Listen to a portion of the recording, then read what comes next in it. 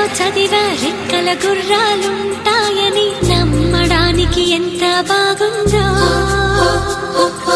బాలమిత్ర కథలో చదివా పగడపు దీవులు ఉంటాయని నమ్మడానికి ఎంత బాగుందో. నా కోసం రెక్కల గుర్రం ఎక్కి వస్తావని పగడపు దీవికి నువ్వే నన్ను తీసుకెళ్తావని ఇక